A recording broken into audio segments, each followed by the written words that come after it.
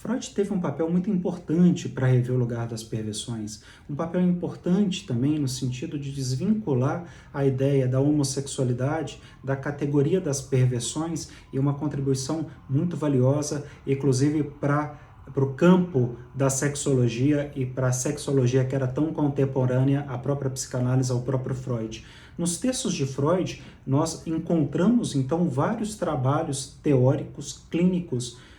desde o manuscrito H, endereçado a Fliess, até o esboço de psicanálise, em que a homossexualidade acaba sendo discutida. Os que merecem destaque são três, por exemplo, os 3 ensaios sobre a teoria da sexualidade, de 1905, e sobretudo as notas de rodapé acrescentadas em 1925, que começou de 1920 mais ou menos a 1925,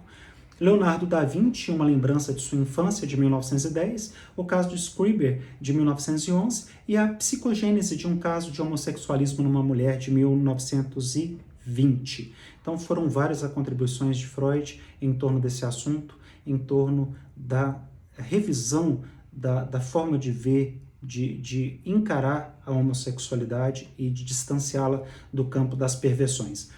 A gente acaba observando que se desprende dessas leituras, desses textos,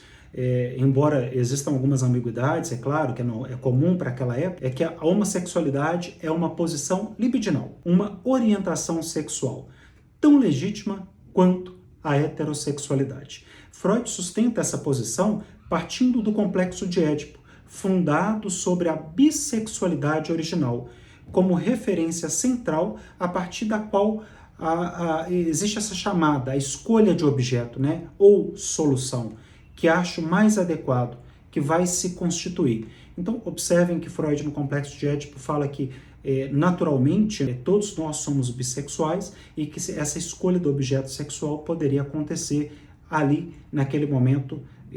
que nós estamos vivendo essa fase do Édipo, que nós estamos ali escolhendo esse objeto de desejo, nós estamos fazendo a escolha deste objeto. Tal escolha não depende do sexo do objeto. É importante enfatizar isso também. É a base dos investimentos futuros. Tem muito mais a ver com o investimento libidinal, com o lugar do investimento libidinal, com o lugar das fantasias, com o lugar do desejo, dos nossos instintos, uma vez que os investimentos libidinais homossexuais, eles estão presentes dentro da teoria freudiana, da própria psicanálise, ainda que no inconsciente, e em todos os seres humanos desde o início da sua vida. Então, Freud, de alguma forma, ele se opõe com vivacidade, com o máximo de decisão, que se destaquem os homossexuais, colocando-os como um grupo à parte do resto da humanidade, como possuidores de características especiais. Então ele é veemente em dizer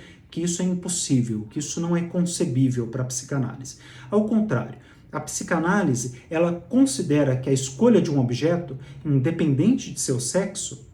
que recai igualmente em objetos femininos e objetos masculinos, tal como ocorre na infância, a menina que gosta de brincar de carrinho ou o menino que gosta de brincar de boneca, nos estágios próprios, primitivos aí da sociedade, nos primeiros períodos da própria história, ela é a base original da qual, como consequência da restrição num ou noutro sentido, se desenvolvem